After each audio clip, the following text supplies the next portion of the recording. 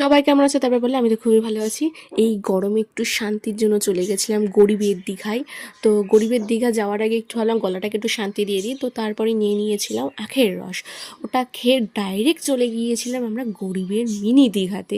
মানে আমরা চলে গেছিলাম বনগাঁ অগ্নিকুণ্ডতে। যাওয়ার পর ডাইরেক্টলি পার্কের ভিতর আমরা এন্ট্রি করলাম। এন্ট্রি করে ভাই এত সুন্দর ভিউটা, খুব খুব সুন্দর। এর আগেও আমি একবার গিয়েছিলাম, কিন্তু তখন না অতটা সুন্দর ডেকোরেশন ছিল না, মানে আরও 2 বছর আগে যখন আমি গিয়েছিলাম।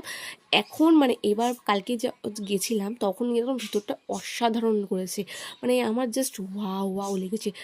যাই হোক, তারপর ওখান থেকে টিকিট কেটে আমরা ভেতরে ডাইরেক্ট এন্ট্রি করলাম। কারণ তারপর যেমন কাজ তেমন কর্ম, ভেতরে ঢুকে গেলাম। গিয়ে আমার তো দেখে তখনই মনে হচ্ছিলো না এক্ষুনি আমরা নেমে পড়ি, কিন্তু কি করা যাবে, ড্রেস তো চেঞ্জ করতে পারে। এখানে সবাই নাচ করছিল, আমার যা লাগছিলো ওয়াও, মনে হচ্ছিলো আমি এক্ষুনি চলে যাই, কিন্তু উপায় নেই।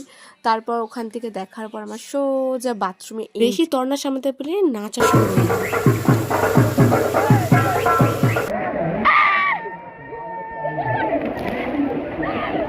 এদিকে আমার বোন তো সমুদ্রে এসে ভীষণ ভীষণ হ্যাপি হয়ে গেছে।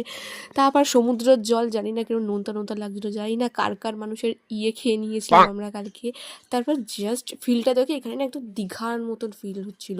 মাত্র 150 টাকার বিনিময়ে আমরা দীঘার মতন একটা ট্যুর ভ্রমণ করেছি। যাই হোক, আজকের ভিডিওটা এইটি ছিল, টাটা।